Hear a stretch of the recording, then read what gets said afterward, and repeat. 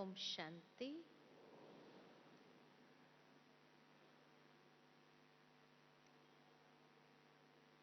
बाप दादा के हर रोज सुबह में हम सभी मधुर महावाक्य सुनते हैं। आज के मधुर महावाक्य में भी बाबा ने कहा कि हम बच्चे बाप, टीचर, सदगुरु तीनों रूप से बाबा को याद करते हैं और जब तीनों रूप से याद करते हैं तो तीन रूप की प्राप्ति भी है। परंतु कई बार बच्चे अपनी मगरूरी में आकर के बाबा के महावाक्य को डोंट केयर करते हैं। ब्राह्मण जीवन का आधार यही महावाक्य है। योगी जीवन के जो 4 पिल्लर हम लोगों को समझाते हैं, उसमें भी सबसे पहला पिल्लर कौन सा है? सत्संग। कि एक बाबा के साथ का संग हमारा इन महावाक्यों के आधार से होता है। वैसे याद करो तो याद कभी टिकती है, कभी नहीं टिकती है, लेकिन ये महावाक्य के आधार से बाबा के संग का अनुभव करना बहुत सहज हो जाता है। क्योंकि ये एक ऐसी पढ़ाई है जिसको बाबा ने आज शब्द दिया अनकॉमन पढ़ाई, जो कहीं पर भी दुनिया में नहीं मिलती है। इतनी ऊंची पढ़ाई है। और हम ब्राह्मण भी कितने ऊंचे। कल की मुरली में बाबा की जो एक लाइन आई, जैसे कि एक नशे का पारा और ऊपर चढ़ा दिया, और बाबा की वो लाइन थी कि बाबा भगवान देवताओं को भी नहीं मिलता है, पावन दुनिया में नहीं आता है, पावन आत्माओं को नहीं मिलता है, लेकिन इसी वक्त बाबा आकर के हम बच्चों को मिलता है। तो यानी पावन देवताओं से भी हम कितने ऊंचे हो गए। ऐसे बाबा की एक एक पॉइंट अगर लेते जाए मुरली की, तो मुरली हमें कितना नशा चढ़ाती है, साथ ही बाबा के संग का अनुभव कराती है। इसलिए बाबा कई बार हम बच्चों को कहते हैं, बच्चे बाबा का हाथ और साथ कभी नहीं छूटे। तो बाबा का हाथ कौन सा है? श्रीमत का ही हाथ है। और जिसने श्रीमत का हाथ पकड़ लिया, वो बाबा के साथ का सदा अनुभव कर सकता है। यानी जिसने मुरली को पकड़ लिया, वो बाबा के निरंतर साथ का अनुभव कर सकता है। और जहां भगवान के साथ का अनुभव हो, वहां कोई भी विघ्न आने की हिम्मत कर सकता है? कोई विघ्न आ सकता है? विघ्न तभी आते हैं जब बाबा का साथ न हो, जब अकेले हो जाते हैं, तो माया अटैक करने की हिम्मत करती है, किसी भी विघ्न के रूप में सामने आ जाती है, और विघ्न के रूप में आकर के परीक्षा खाली नहीं लेती, कभी कभी अंदर से एकदम हिला देती और उस परीक्षा के वश हो जाते हैं। तभी बाबा ने पिछले सीजन में भी हम बच्चों को यही होमवर्क दिया था सारे साल के लिए, कि बच्चे अपनी स्थिति को निर्विघ्न बनाना है। उसी के ऊपर हमारा पूरा फोकस बाबा ने डालने के लिए कहा था कि निर्विघ्न स्थिति, स्वयं निर्विघ्न हो, परिवार को निर्विघ्न करना है, सेंटर को निर्विघ्न बनाना है और अपने स्थान को निर्विघ्न बनाना है। और इस तरह से जो निर्विघ्न बनता है वही सच्चे स्वरूप से स्वयं रक्षक, परिवार रक्षक और यज्ञ रक्षक बन जाता है, अपने सेंटर को भी निर्विघ्न बनाने वाला। तो इसलिए निर्विघ्न स्थिति के ऊपर अटेंशन खिंचवाया। ये निर्विघ्न बनेंगे कैसे? सवाल यही होता है कि निर्विघ्न ही हर एक रहना चाहता है, लेकिन विघ्न क्यों आते हैं? तो विघ्नों के लिए हमेशा यही कहा जाता है कि विघ्न जो है it is the creation of a weak mind. कमजोर मनस्थिति विघ्नों का कारण है। तो निर्विघ्न बनना है तो सबसे पहला अटेंशन मुझे अपनी मनस्थिति पर रखना है कि मुझे अपनी मनस्थिति को पावरफुल बनाना है। और ये पावरफुल बनेंगे बाबा की याद और शक्ति से। जितनी ज्ञान की शक्ति स्वयं में हम धारण करते जाएंगे और जितना बाबा की याद की शक्ति, तो योग बल और ज्ञान बल, साथ ही साथ पवित्रता का बल, ये हमारी स्थिति को मजबूत होने के लिए हमें पावरफुल आधार मिलता है। तो इसलिए ये 3 बल को स्पेशली चेक करना है अपने अंदर कि ये 3 बल मेरे अंदर आया है ना। बाकी तो और भी कई बल है, सेवा का बल भी मिलता है, संगठन का बल भी मिलता है, ये सब बल तो है ही है। लेकिन मुख्य मेरी स्वयं की स्थिति के लिए ज्ञान, योग और पवित्रता का बल मुझे अंदर से मजबूत करते, अंदर से एम्पावर करने में मदद करता है। तो इसलिए ये 3 बल बहुत पावरफुली अपने अंदर होना चाहिए, तब हम अपनी मनस्थिति को एकदम पावरफुल, मजबूत, कि कैसा भी विघ्न आए, कैसा भी तूफान आए, वो तूफान मुझे हिला नहीं सकता, वो विघ्न मुझे हिला नहीं सकता है। और ये तीनों के अंदर जिसका निश्चय है ना, क्योंकि माया अगर हिलाती है तो किसको हिलाती है? सबसे पहले निश्चय के फाउंडेशन को ही हिलाती है। और जिसका निश्चय का फाउंडेशन हिला तो ये 3 आधार भी ढीले हो जाते हैं और वहां वो कैसे भी करके गिराने का प्रयत्न करती है। तो विघ्नों से हमें डरना नहीं है। बाबा हमेशा कहते हैं कि बच्चे ये तो कागज के शेर है, कुछ नहीं है, कागज के शेर है। कागज के शेर को देखकर कोई डरता है क्या? नहीं। तो इसलिए ये विघ्नों से हमें डरना नहीं है, ये कमजोर दिमाग की पैदाइश है। तो कमजोर को खत्म करना कोई बड़ी बात नहीं है। इसीलिए जब कमजोर दिमाग की पैदाइश है तो कमजोर दिमाग में ऐसी कौन सी पैदाइश है जो विघ्नों को खड़ा कर दे? व्यर्थ संकल्प। इसलिए बाबा ने कई मुरलियों में हमें ये बात बार बार अंडरलाइन कराई, बच्चे व्यर्थ से मुक्त हो जाओ, व्यर्थ से मुक्त हो जाओ, नहीं तो यही विघ्नों का आने का रास्ता है, वो एंट्री गेट है उसका। अगर व्यर्थ संकल्प हमारा चलना शुरू हुआ तो वहां से ही विघ्न आने का रास्ता खुल जाएगा। और ये विघ्नों का रास्ता जैसे खुला, वो अटैक होना ही है।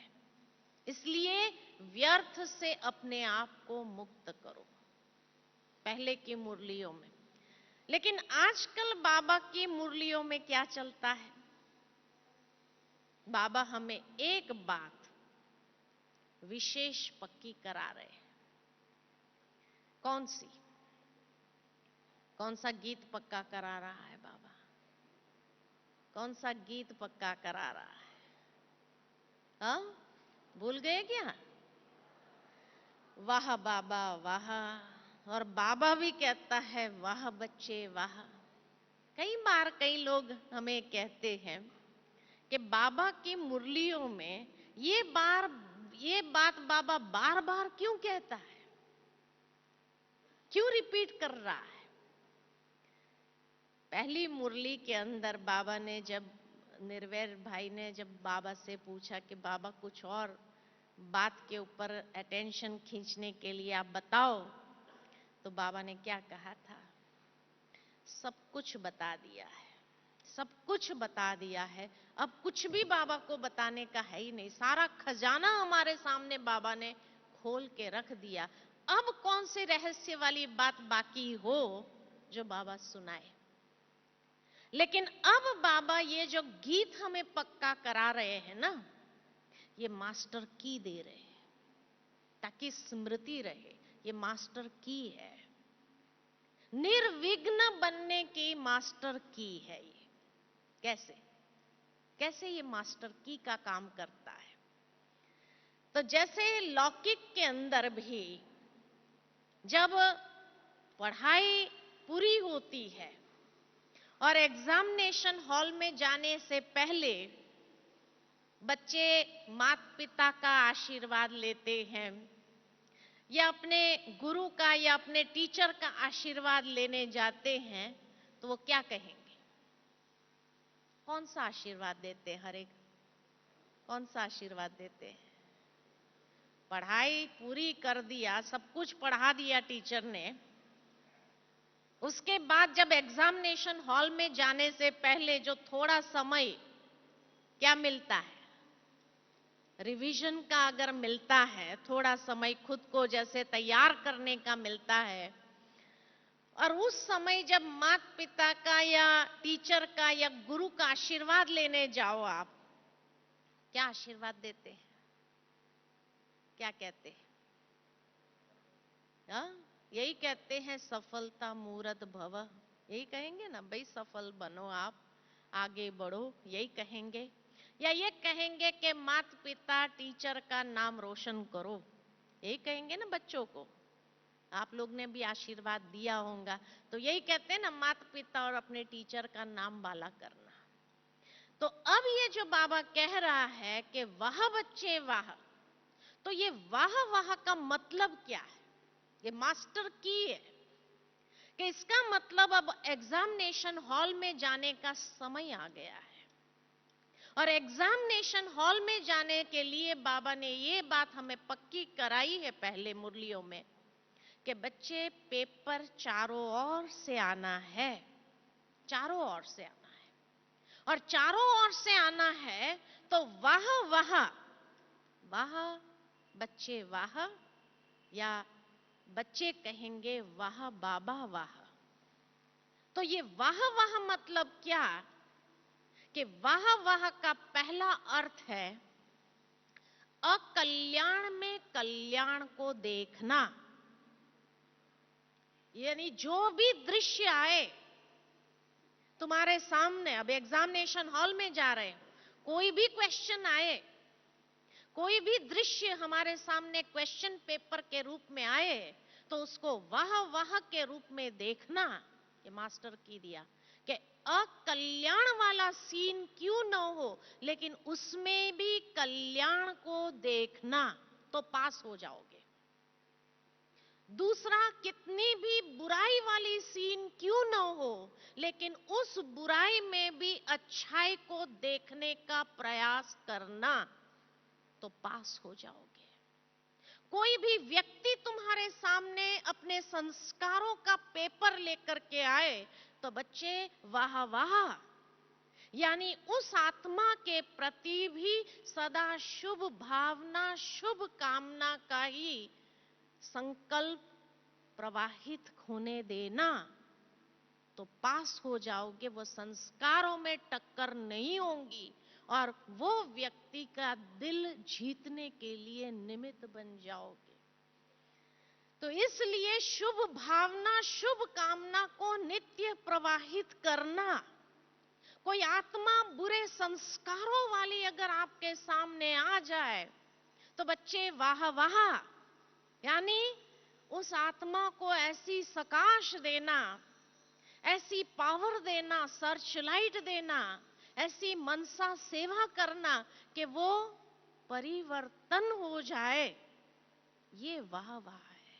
तो हर बात में वाह वाह, यानी इतनी पॉजिटिव स्टेट ऑफ माइंड हमारी हो, मनसा इतनी सकारात्मक हो कि चाहे कोई व्यक्ति हो, चाहे परिस्थिति हो, चाहे कोई समस्या हो, तो वो समस्या में भी समस्या स्वरूप न बन करके वाह वाह, यानी समाधान स्वरूप बन जाना मास्टर की नहीं है। कितनी बार बाबा रिपीट करता है एक मुरली के अंदर, पिछले 2 मुरली के अंदर कंटिन्यू बाबा ये बात जैसे आशीर्वाद के रूप में भी दे रहा है और याद भी दिला रहा है, क्योंकि अभी एग्जामिनेशन हॉल में जाने का वक्त आ गया है। तो हर बात में वाह वाह, वाह वाह, यानी पॉजिटिव स्टेट ऑफ माइंड को बना के रखना है, तो पास हो जाओगे, निर्विघ्न हो जाओगे। वो विघ्नों के वश नहीं होंगे, समस्या स्वरूप नहीं बनेंगे, परिस्थितियों के अधीन नहीं होंगे। वाह वाह माना इतनी पॉजिटिव स्टेट ऑफ माइंड हो कि उसके ऊपर विजयी। वाह वाह तो तभी करते हैं ना, कोई सक्सेसफुल होकर के बाहर निकलता है, जब कोई दौड़ में विजयी होकर के बाहर निकल तो वाह वाह वाह वाह शाबाशी नहीं देते हैं। तो बाबा भी हमें बार बार ये बात कह रहा है, लेकिन उस समय परिस्थिति जब आती है तो वाह वाह याद आता है, आता है।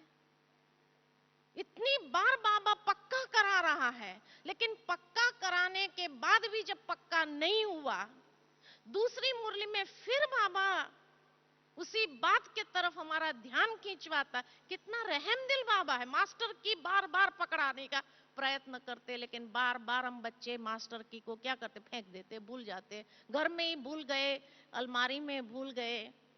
वाह वाह स्थिति कैसे रहेगी, वाह वाह स्थिति नहीं बनेगी तो पास कैसे होंगे, निर्विघ्न कैसे बनेंगे। और फिर आकर के हम लोगों को क्या, बाबा वही बात कह रहे हैं, बाबा वही बात कह रहे हैं। अरे बाबा की गहराई को पकड़ो, कि बाबा समय को देखो कि अभी कौन सा समय है, और उस समय के हिसाब से बाबा आशीर्वाद दे रहा है। और आशीर्वाद के साथ ये मास्टर की पकड़ा रहा है कि हर बात में पास होने की विधि है। वाह वाह, पास हुए। मैं जब भी किसी से मिलती मैं एक बात जरूर पूछती हूँ, यहां आए हो क्या लक्ष्य लेकर के आए? कहते बाबा से मिलने के लिए आए। बस आए, मिलन मनाया, मुरली सुनी, हाँ बाबा ने वही बात तो कही है, चले गए। वहां जाने के बाद क्या होगा, वाह वाह बन पाएंगे?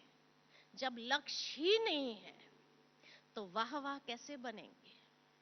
इतनी बार बाबा हम बच्चों को कह रहा है। तो मनस्थिति को सकारात्मक बनाना, ये है वाह वाह।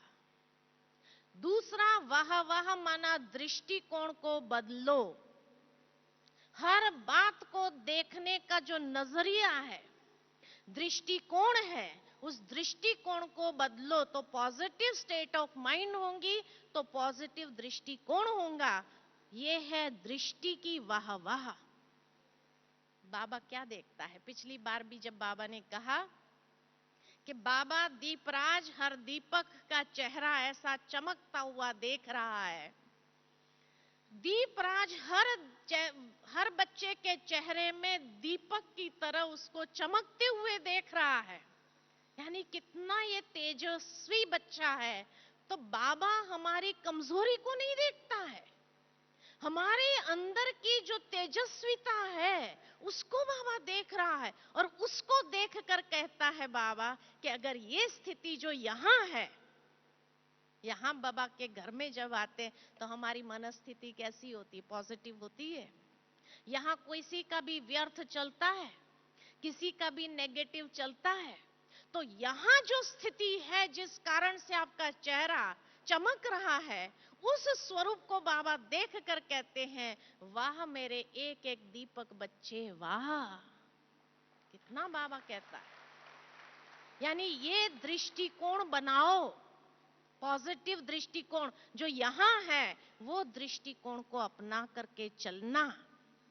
यहां से जब जाओ तो उसी लक्ष्य को लेकर के जाना कि अब मुझे हर दृश्य को देखते हुए वाह वाह के रूप में देखना है, हाय हाय के रूप में नहीं देखना है। हाय क्या हो गया, हाय ऐसा हो गया, हाय वैसा हो गया, ये स्वरूप में नहीं देखना है, वाह वाह के रूप में देखना है। मनोवृत्ति वैसी हमारी बन जाए, वाह वाह के रूप में। और फिर जब बाबा कहते हैं कि हर बच्चा मेरा वाह वाह है, इसका भाव क्या है? और चौथा भाव बाबा का यही है कि जैसे कहा कि कोई माता पिता या टीचर आशीर्वाद देते हैं तो यही कहते हैं कि बच्चे, माता पिता और टीचर का नाम बाला करना। जिसके ऊपर माता पिता को, टीचर को गर्व हो और कहे वाह बच्चे वाह। बाबा ने यहां जो वाह बच्चे वाह कहा, वो तो उमंग उत्साह भरने के लिए कहा, ताकि वो फोर्स हमें भरे, ताकि हम जाकर के उसी स्वरूप में, उसी उमंग उत्साह के साथ एग्जामिनेशन हॉल में उस कॉन्फिडेंस के साथ जाए। तो वाह वाह का मतलब उमंग उत्साह दिलाना। तो हमारे शब्द भी वाह वाह हो, यानी हर आत्मा, कोई आत्मा कैसी भी तनाव वाली हो, डिप्रेशन वाली हो, कोई उदास हो, निराश हो, ऐसी जो भी आत्माएं आपके सामने आए, उसके अंदर उमंग उत्साह का बल भरना। तो वाह वाह बनना है कि उसके, तो यह है बोल की वाह वाह। तो मनस्थिति नहीं, दृष्टि नहीं, वृत्ति नहीं, लेकिन हमारे हर शब्द भी क्या हो? वाह वाह के शब्द हो। यानी दूसरों के अंदर जो अगर ढीले हो गए ब्राह्मण परिवार में भी, तो उसके अंदर भी वाह वाह भरना, यानी उसके अंदर भी उमंग उत्साह के बोल भरना। ये है शब्दों की, मुख की, वाणी की वाह वाह। और साथ साथ जब फिर ऐसा कोई कर्म करेंगे, हर पेपर में पास होते जाएंगे, तो जिसके ऊपर भगवान को भी आपके ऊपर गर्व हो और उस समय भगवान कहे वाह बच्चे वाह, ये भगवान भी सुनना चाहता है। ये सुनना चाहता है अभी भगवान भी कि अब सब कुछ पढ़ा दिया, अब कुछ भी बाकी नहीं है पढ़ाने का, लेकिन अब प्रैक्टिकल करने का समय आया है। तो जब प्रैक्टिकल करने का समय आया है, और उस समय जब भगवान इतना उमंग उत्साह वाह वाह भर करके भेज रहा है, और फिर वहां जाने के बाद परीक्षा आई और फेल हो गए, तो बाबा कहेगा वाह बच्चे वाह? कहेगा?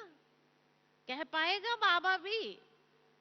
इसलिए बाबा कहते हैं कि बच्चे ऐसा कर्म करो जिसके लिए भगवान को भी गर्व हो, वाह मेरे बच्चे वाह।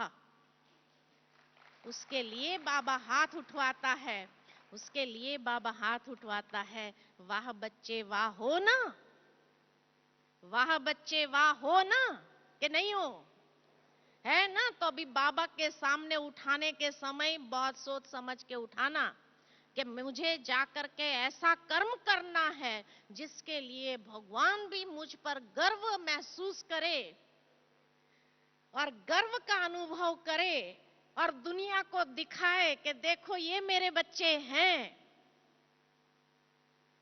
ऐसी प्रत्यक्षता के निमित्त बनना, ऐसी प्रत्यक्षता के निमित्त जो बनता है वही वाह वाह है। जो प्रत्यक्षता के निमित्त बनने का भाग्य। इसीलिए बाबा कहता है कि मेरा हर बच्चा प्रत्यक्षता का एक हिस्सेदार है। ये नहीं कि सिर्फ दादियां बाबा की प्रत्यक्षता करेंगी, ये नहीं कि जो सेंटर के इंचार्ज बहनें वही बाबा की प्रत्यक्षता के निमित्त बनेंगे, लेकिन बाबा का हर बच्चा प्रत्यक्षता के निमित्त बनेगा, तभी वो भाग्य के अधिकारी बन जाता है। तो प्रत्यक्षता के निमित्त बनना, कैसे निमित्त बनेंगे? तो ऐसा श्रेष्ठ कर्म करके दिखाओ, ऐसा श्रेष्ठ जीवन हो, ऐसा श्रेष्ठ चरित्र हो, जिसको देख करके कलयुग की दुनिया में भी अगर ऐसा श्रेष्ठ चरित्रवान है, ऐसा श्रेष्ठ जीवन है, ऐसा श्रेष्ठ कर्म है, तो भगवान को भी नाज होगा। तब भगवान कहेगा, वाह बच्चे वाह, तूने तो मेरा नाम बाला कर दिया। भगवान का नाक ऊंचा कर दो, जो गर्व से वो भी महसूस करे और सारी दुनिया के सामने कहे, ये मेरे बच्चे हैं, ये मेरे बच्चे हैं। कितना गर्व महसूस करेगा बाबा जब उन बच्चों को देखेगा तब। तो हर एक बच्चा प्रत्यक्षता के निमित्त है। अपनी जीवन के द्वारा बाबा का प्रत्यक्षता करना है। खाली ज्ञान सुना के प्रत्यक्षता नहीं होती है, क्योंकि आज दुनिया के अंदर अच्छी अच्छी बातें बोलने वाले बहुत हैं, लेकिन अब जैसे बाबा ने एक मुरली में कहा था कि अब दुनिया भी प्रैक्टिकल देखना चाहती है कि जो आप सुना रहे हो, जो आप बोल रहे हैं, वो ही आपका जीवन है, वही आपका कर्म है। और अगर वह कर्म न हो तो कौन मानेगा कि ये भगवान के बच्चे हैं, भगवान उनको पढ़ा रहे हैं। तो हर बच्चे जो प्रत्यक्षता के निमित्त बनता है अपने जीवन से, कर्म से, चरित्र से, वो प्रत्यक्षता के निमित्त बनता है। तो खाली थोड़ी आत्माएं निमित्त बनती है, ऐसी नहीं है। हर एक, चाहे कोई गांव में हो, गांव में भी उस गांव वालों के सामने भी आप भगवान की प्रत्यक्षता के निमित्त बनते हो। शहर में है, एक सोसाइटी में है, जहां भी है, आप एक भगवान की प्रत्यक्षता के निमित्त है। और जो प्रत्यक्षता करने के लिए निमित्त बनता है, निमित्त बनने का भाग्य बहुत ऊंचा है। इसीलिए बाबा कहते अभी तक कोई सीट भरी नहीं है, क्योंकि ये अंतिम समय की बात है कि जब वो पर्दा उठेगा, उठाएगा, और उस समय जो अपनी जीवन से भगवान की प्रत्यक्षता के निमित्त बनेंगे, तब दुनिया भी कहेगी, वाह भगवान के बच्चे वाह। दुनिया भी कहेगी, वाह यही भगवान के बच्चे हो सकते हैं। तो एक वाह वाह शब्द का कितना गहराई है। कभी हमने मुरली को उस रीति से देखा, सुना, या यही सोचते बाबा तो हर बार बस वाह वाह के गीत ही पक्का करा रहा है। लेकिन वाह वाह का गीत मैंने कितना पक्का किया, उसमें से मैंने इंस्पिरेशन कितना लिया अपने जीवन और अपने कर्म के लिए। मैंने इंस्पिरेशन लिया, और इसीलिए बाबा जब देखता है कि अभी तक बच्चे वाह वाह बने नहीं हैं, हर दृश्य में वाह वाह देखते नहीं है, मनस्थिति वाह वाह है ही नहीं, तो बाबा क्या कहेगा? बच्चे फेल हो जाएंगे, ऐसी स्थिति लेकर के जाएंगे। तो इसलिए बाबा फोर्स भरता है, ताकि उस फोर्स से भी आप कर पाओ। लेकिन उसमें विघ्न रूप क्या बनता है? बाबा ने तो इतना फोर्स भरा यहां से, लेकिन फिर विघ्न रूप क्या बनते हैं? अपने ही पुराने कमी कमजोरी वाले स्वभाव संस्कार, जिसको अभी तक जीता नहीं है। और इसीलिए वो कमी कमजोरी ही खुद का पेपर बन करके सामने आते हैं। तो चोर कहीं बाहर नहीं, अंदर बैठा हुआ है। चोर कहां है? अपने ही स्वभाव संस्कार हमें लूट रहा है, हमारी शक्ति को क्षीण कर रहा है, हमें अंदर से कमजोर कर रहा है। जो इतना फोर्स भरने के बाद भी, आज दादी जी कहते हैं सोडा वाटर हो जाते ना, मना खारा पानी, सोडा में उभरा आता है एकदम, और फिर देखो तो क्या हो जाता है, खारा पानी हो जाता है, सारी गैस उसकी निकल जाती है, और फिर वो पानी टेस्ट करो तो कैसा लगता है, खारा पानी। आज बाबा ने देखो वही बात हमें मुरली में समझाने का प्रयत्न किया। ए बच्चे, यहां से अपने अंदर बल भर के जा रहे हो, लेकिन ऐसा वाह वाह कर्म करना है जो दुनिया भी कहे वाह वाह, भगवान भी कहे वाह वाह, और उस समय महसूस होगा कि वाह मेरा भाग्य कितना ऊंचा है। जैसे बाबा ने कहा ना, कई आत्माओं का आज वरदान में था। वरदान में क्या था, किसी किसी आत्माओं को ये सौभाग्य है कि उनका संबंध संपर्क महान आत्माओं के साथ जुड़ा हुआ है। आज कहा ना बाबा ने मुरली के अंदर, और वरदान में भी, वरदान और स्लोगन में भी कहा कि उसका रिजल्ट क्या, सेटिस्फैक्शन, सेटिस्फैक्शन एकदम रूहानियत। जहां सेटिस्फैक्शन होंगी तो रूहानियत की खुशबू चारों ओर फैलेगी। तो वो आत्म संतुष्टि कब होंगी कि वाह मेरा भाग्य, वाह ये आत्म संतुष्टि अंदर से कब होंगी? तो वाह वाह जब खुद बोलते हैं कि वाह मेरा भाग्य, वाह का मतलब है आत्म संतुष्टि, और आत्म संतुष्टि का भाव है कि वो रूहानियत की खुशबू चारों ओर फैलना। जिसके अंदर संतुष्टि हो और वो खुशबू चारों ओर फैले नहीं, ऐसा कभी हो सकता है? तो आत्म संतुष्टि की लहर तो अपने आप चारों ओर फैलने लगती है ना। ये है स्वयं के भाग्य पर वाह वाह महसूस करना, इतनी आत्म संतुष्टि अंदर से हो, है ना। तो इसीलिए शब्द एक है, लेकिन कितने एंगल से बाबा ने कहा है, कितने रूप से बाबा ने कहा है, किस तरह आशीर्वाद देते हुए ये मास्टर की आपके हाथ में पकड़ा रहा है। लेकिन यहां से जाने के बाद, क्योंकि लक्ष्य नहीं, तो मिलन मना लिया, खुशी हो गई, बहुत अच्छी मुरली चली, बाबा ने वाह वाह का गीत पक्का कराया, और फिर वहां जाने के बाद वो वाह वाह ही भूल जाते।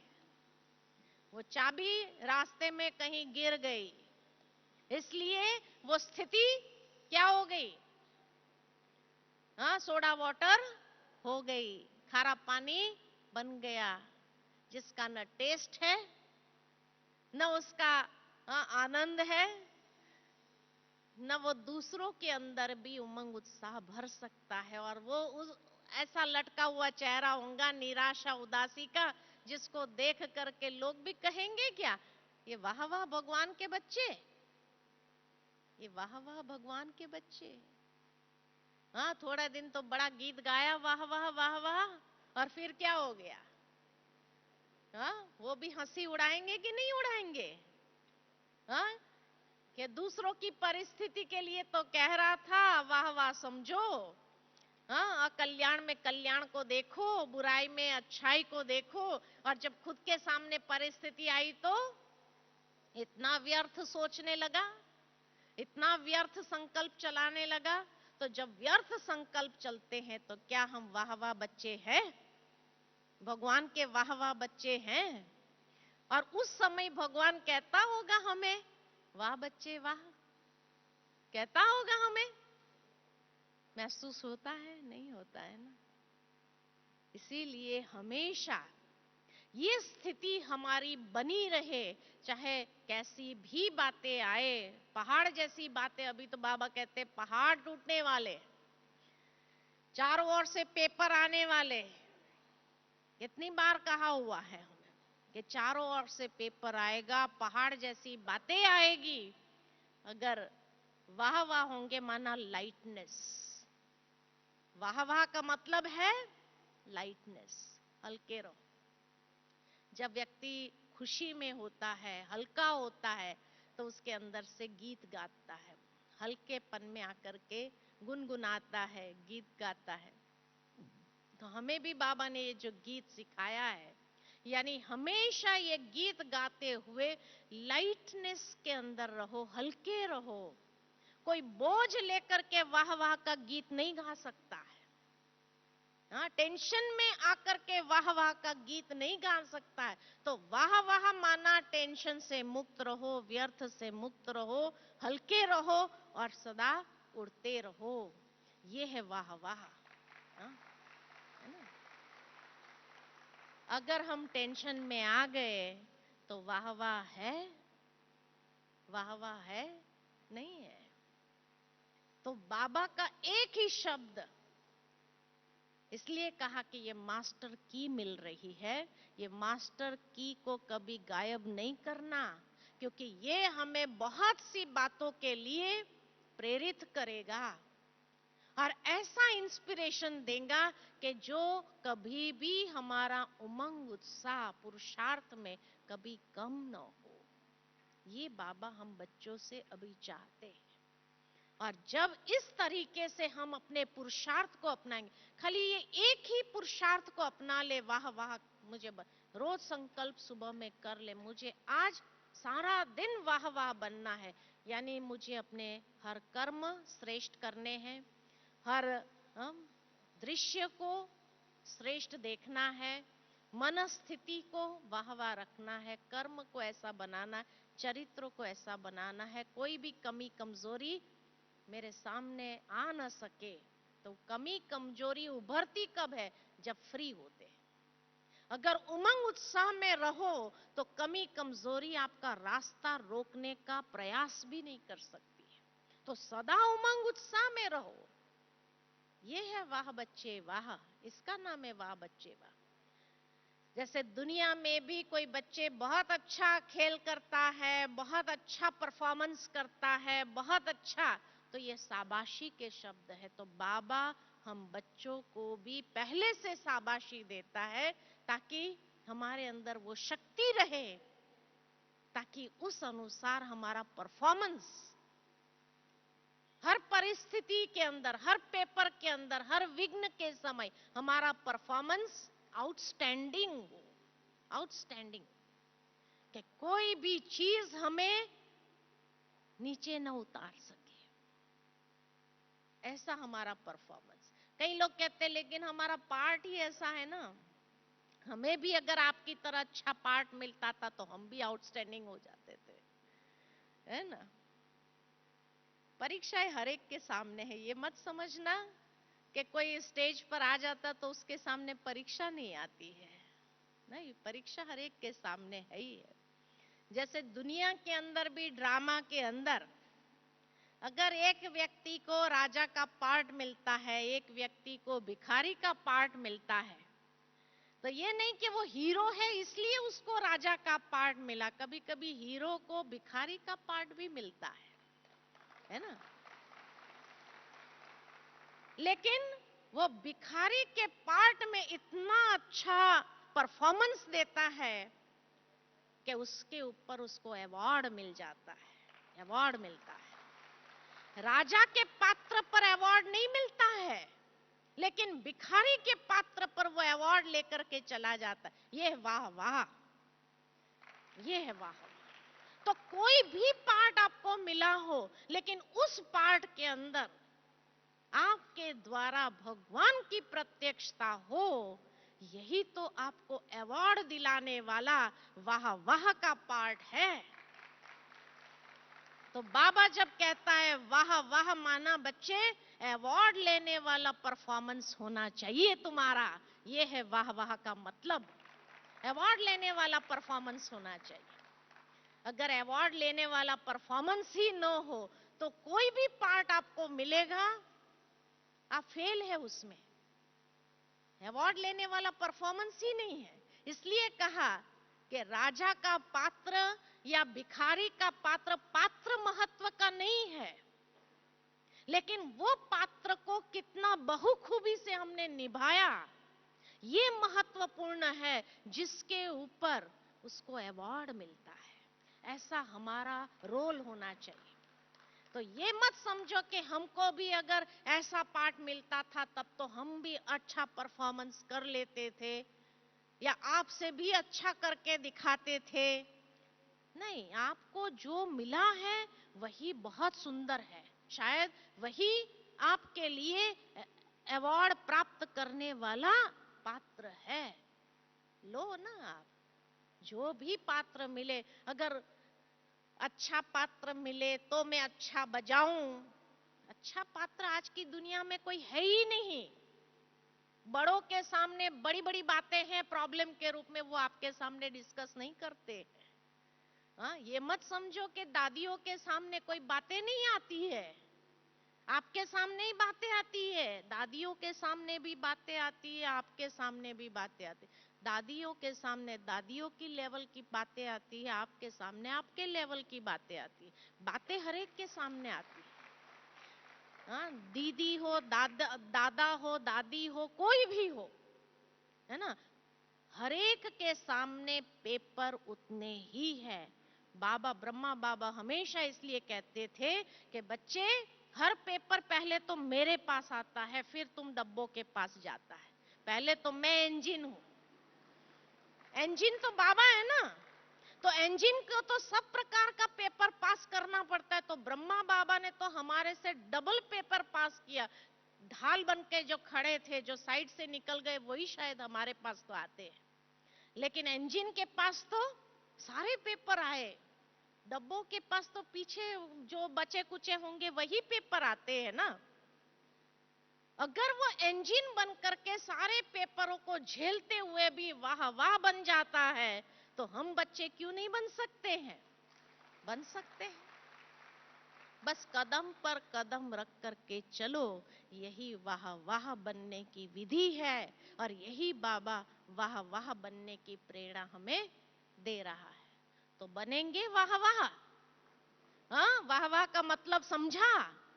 हमारे पास कई लोग आते हैं, बस बाबा तो हर मुरली में भी वाह वाह ही कह रहा है, वाह वाह ही कह रहा है, वाह वाह ही। अरे वाह वाह का मतलब तो समझो ना, कितना गहरा है। ये तो मास्टर की दे रहा है, समझने वाला समझ जाता है, ना समझा वो हम तो नहीं बोलेंगे, है ना, हम तो नहीं बोलेंगे, लेकिन अपने आप को देखना है कि हम कितने समझदार हुए, हाँ, या ना समझे ही रहे। तो इसीलिए समझदार बन जाओ। बाबा आशीर्वाद भी दे रहा है, बाबा प्रेरणा भी दे रहा है, और बाबा क्या देखना चाहता है हम में, वो भी हमें इशारा दे रहा है। और उसके साथ साथ कैसा बनते जाना है समय अनुसार, हर पेपर को पास करने की विधि क्या है, ये मास्टर की हमें पकड़ा रहा है। पकड़ लिया कि छूट जाएगी, यहां से उठे झाड़ दिया, उसमें चाबी भी गुम हो जाती है। कईयों की उठते हैं ना तो चाबी गुम हो जाती है, फिर अनाउंसमेंट होती रहती है, एक चाबी गुम हुई है, एक चाबी गुम हुई है। हाँ, तो ये मास्टर की को गुम तो नहीं करेंगे ना, पकड़ के रखेंगे ना, अप्लाई करेंगे, फिर खोलना भी आना चाहिए उससे, हर ताला खोलना आना चाहिए। जब मास्टर की है तो उसमें हर ताला खोलने की क्षमता है। तभी बाबा ये मास्टर की पकड़ा रहे हैं, ताकि हर ताला खोल सको। कोई भी प्रॉब्लम आया आपके सामने या किसी के सामने भी, तो उसको खोलने की मास्टर की आपके पास है। बस ये मास्टर की से उसको खोलने का तरीका ये भी सीख लेना, ताकि खोल सको, और खोल करके क्या पार हो जाओ। जो दरवाजा खुलता है ना, खोल दिया तो खुल जा सिम सिम, और खुल जा सिम सिम तो क्या होता है, एक नई दुनिया के अंदर प्रवेश करते हैं, एक नवीनता का अनुभव करते हैं, एक नया अनुभव प्राप्त कर लेते हैं। ठीक है ना? तो वाह वाह बच्चे वाह वाह है। हाँ, वाह बच्चे वाह है ना बाबा के, जिसके ऊपर भगवान भी नाज कर सके, जिसके ऊपर भगवान भी गर्व कर सके, ऐसे वाह वाह बच्चे हैं। ठीक है? अच्छा।